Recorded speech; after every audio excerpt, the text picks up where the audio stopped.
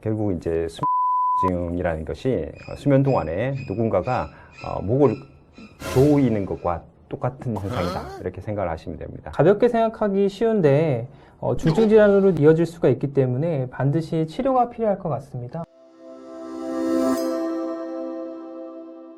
안녕하세요. 친절한 울닥터입니다. 오늘은 수면 무호흡증에 대해서 알아보도록 하겠습니다. 주변에 코를 엄청 골거나 코 골다가 숨을 턱턱 하면서 멈추는 사람들을 보셨을 겁니다. 가볍게 생각할 수도 있지만 심한 경우에는 심혈관 질환 같은 중증 질환의 원인까지도 될 수 있다고 하는 것이 바로 수면 무호흡증입니다. 오늘은 수면 무호흡증에 대해서 이비인후과 이태원 교수님과 함께 이야기 나눠보도록 하겠습니다. 교수님 안녕하세요. 네, 안녕하세요. 이비인후과 이태원입니다.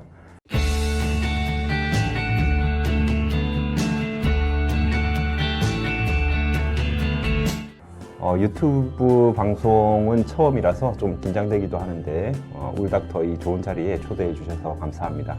오늘 그 수면 무호흡증에 대해서 정확하고 쉽게 설명드릴 수 있도록 한번 해보겠습니다. 친절한 울닥터 구독과 좋아요. 네, 그러면 본격적으로 이야기를 나눠보도록 하겠습니다. 먼저 수면 무호흡증, 말 그대로 수면 중에 숨을 쉬지 않는 상태로 쉽게 설명이 되긴 하는데요. 정확한 정의가 어떤지 한번 설명해 주시죠. 수면 동안에 무호흡이 반복되는 것을 수면 무호흡증이라고 하는데, 좀 더 자세히 말씀드리면 10초 이상의 수면 무호흡이나 저호흡이 시간당 5회 이상 반복될 때를 말합니다. 보통 5에서 15회 미만을 경증, 15에서 30회 미만을 중등도, 30회 이상을 중증이라고 얘기를 합니다. 실제로 수면 무호흡증 환자들이 자는 모습을 보면은 숨 넘어가듯이 막 들이마시다가 턱 하고 한참을 숨을 안 쉬는 경우가 있어서 조마조마할 때가 있는데요. 이러한 수면 무호흡증에는 왜 걸리는 건가요, 교수님? 네, 수면 무호흡증의 가장 큰 원인은 상기도의 폐쇄인데요. 연국의 목젖, 편도, 혀뿌리 같은 상기도가 원래 좁으신 분들이 있고, 또 비만하신 분들도 상기도가 좁은데, 낮 동안에는 상기도의 근육이 긴장 상태에 있기 때문에 기도가 유지가 되지만 수면 중에는 긴장도가 떨어지고, 또 바로 눕게 됐을 때 중력의 영향으로 뒤로 처지면서 상기도가 폐쇄가 되는 것이죠. 이게 가장 큰 원인이고, 드물지만 수면 중 호흡 중추의 문제로 인한 중추성 수면 무호흡증도 있습니다. 제 주변에도 수면 무호흡증을 겪는 분들이 심심치 않게 있습니다. 실제로도 이런 수면 무호흡증 환자가 많이 있나요, 교수님? 네, 수면 무호흡증은 매년 그 유병률이 증가하는 추세에 있는데, 최근 5년 동안 3배 이상 이렇게 급증한 그런 경향을 보였습니다. 이는 그 수면 무호흡증에 대한 그런 인식 개선이 또 하나의 원인이 되겠고, 또 이제 그 양압기라든지 수면 다원 검사에 대한 그런 보험 적용 때문에 또 이렇게 환자가 증가한 경향이 있습니다. 대규모 이런 연구에 의하면 30세에서 70세까지 성인의 약 26%에서 수면 무호흡증이 발견이 되었고요. 보통 남성이 여성보다 흔하고, 여성의 경우에는 폐경 이후에 증가하는 그런 경향을 보입니다. 말씀을 듣고 보니 진단은 받지 않긴 했지만 실제로 수면 무호흡증이 있는 환자가 더 많을 것이라는 생각이 듭니다. 임상 증상이 동반된 경우도 있다고 말씀을 하셨는데, 그렇다면 어떠한 증상들이 있는지 한번 설명 부탁드립니다. 네, 수면 무호흡증의 가장 큰 문제는 수면의 질을 떨어뜨리는 것이거든요.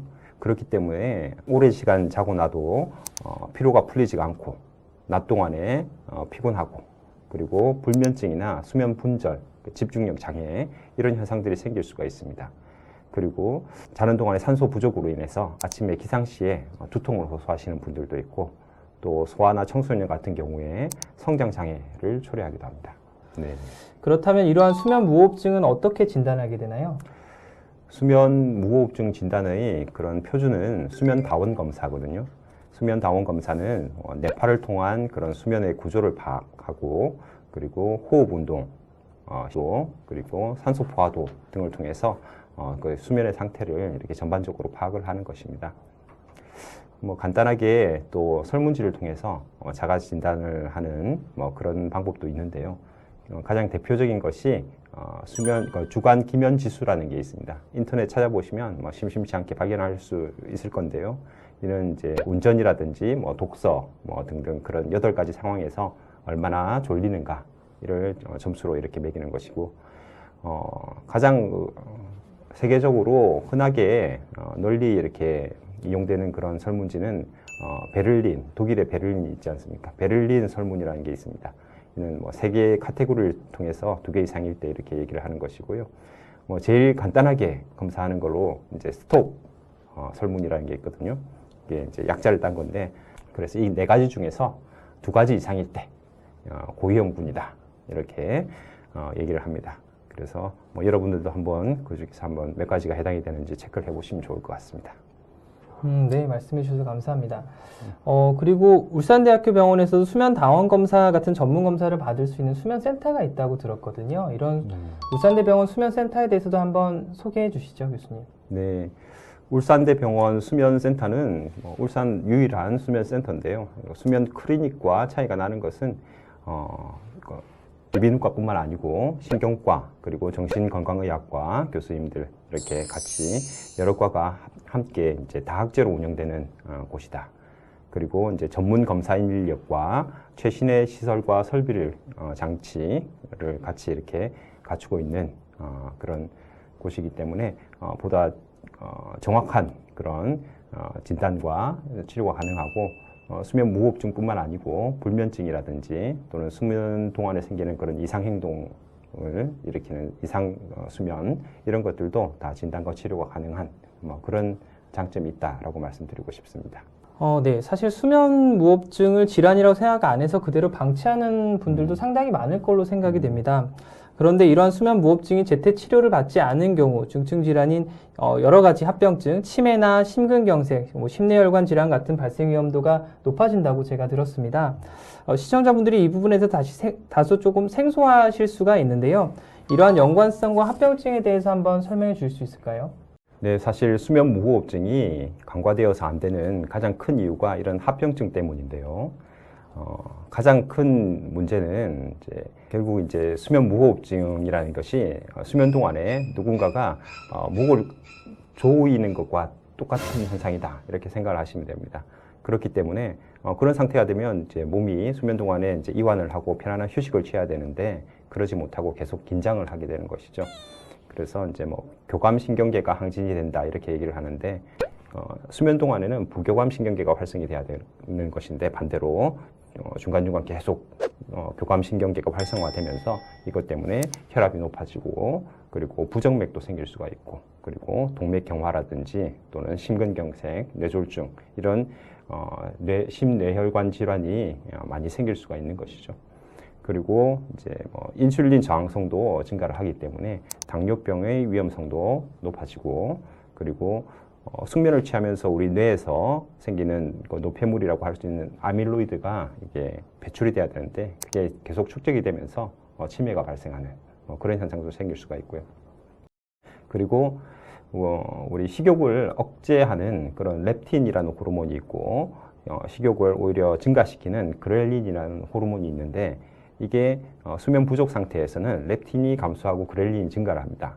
그렇기 때문에 수면 무호흡 환자들이 살이 빠지지가 않는 거죠. 그리고 마지막으로 말씀드리고 싶은 것은 교통사고나 산재 위험성이 아주 크게 증가할 수 있다라는 것을 지적해드리고 싶습니다. 네, 수면 무호흡증 되게 가볍게 생각하기 쉬운데 중증 질환으로 이어질 수가 있기 때문에 반드시 치료가 필요할 것 같습니다. 이러한 수면 무호흡증의 치료 방법에 대해서도 설명을 부탁드립니다. 네, 수면 무호흡증의 치료에서 일단 첫 번째로 생각해 볼 수 있는 것은 체중 감소죠. 살을 빼면 아무래도 상기도가 좀 넓어질 수가 있는데 좀 전에 말씀드렸듯이 그런 호르몬의 이상으로 인해서 살을 빼는 것이 쉽지 않은 경우들이 많습니다. 이런 경우에 가장 대표적으로 요즘 시행되고 있는 치료 방법은 양압기 치료이거든요. 이거는 이제 쉽게 얘기를 해서 우리가 풍선에 공기를 불어넣듯이 기계를 통해서 공기를 우리 코를 통해서 불어넣어서 상기도 좁아지는 것을 확장을 시키는 그런 치료법입니다. 그리고 다음으로 말씀드릴 수 있는 것은 이제 수술적인 치료가 있죠. 그래서 목젖이나 영구개 부분 그리고 혀뿌리 부분을 이렇게 좀 축소시키거나 위쪽으로 앞쪽으로 이동을 시키면서 상기도 공간을 확장시키는 그런 수술 방법이 있겠고요. 그리고 이제 구강내 장치라고 해서 수면 동안의 이제 하악을 앞으로 이렇게 전진시킬 수 있는 방법이 있습니다. 그리고 아직 우리나라에서는 뭐 시행되고 있지 않지만 뭐 미국이라든지 외국에서는 이제 조금 인기를 끌고 있는 그런 치료법 중에 최신 치료법 중에 하나가 그 설화신경 자극술이라는 게 있습니다. 교수님께서는 이와 관련해서 특별한 자격증을 보유하고 계시다고 하는데요. 유럽 수면학회 수면 전문가 자격이 있다고 하는데 이건 어떤 건가요, 교수님? 네, 그 수면 관련해서 세계에서 이제 3대 수면 학회가 있습니다. 그 중에 하나인 그 유럽 수면학회에서 매년 수면 교육 이수 경력이나 그 진료 경력을 그 서류 심사를 통과한 그런 의사들을 대상으로 해서 그 수면 전반에 대한 그런 필기 시험 그리고 판독에 대한 그런 그 실기 시험을 통해서 수면 전문가 자격을 이제 부여를 하고 있는데요. 현재까지 우리나라에서는 한 20명 정도가 그 자격을 획득을 했고 울산에서는 제가 유일하게 그 자격증을 가지고 있습니다. 네, 교수님 덕분에 더욱 양질의 치료를 환자분들께 제공해 줄 수 있을 것으로 생각이 됩니다. 마지막으로 시청자분들께 전하고 싶은 말씀이 있으신가요? 수면이 우리 인생의 한 30% 정도를 차지를 합니다. 예전에는 잠은 줄여야 되는 뭐 그런 것, 일종의 낭비로 생각이 됐었는데 이 의학이 발전하면서 수면의 기능이 이제 밝혀지면서 이거는 낭비가 아니고 필수적인 거다. 이런 것을 이제 알게 되었고요. 그래서 저희가 낮 동안에 시간을 효율적으로 보내기 위해서 많이 노력을 하지 않습니까? 마찬가지로 수면도 효율적으로 될 수 있도록 저희가 신경을 써야 되는 부분이죠. 그래서 성공과 장수를 위해서는 꼭 수면 무호흡증을 간과해서는 안 된다. 이 말씀을 드리고 싶습니다. 네, 오늘 이태영 교수님과 함께 수면 무호흡증에 대해서 알아봤습니다. 친절한 울닥터 오늘은 여기까지고요. 구독과 좋아요, 댓글, 알람 설정 꼭 해주세요. 다음에 더 유익한 주제로 함께 하겠습니다. 안녕.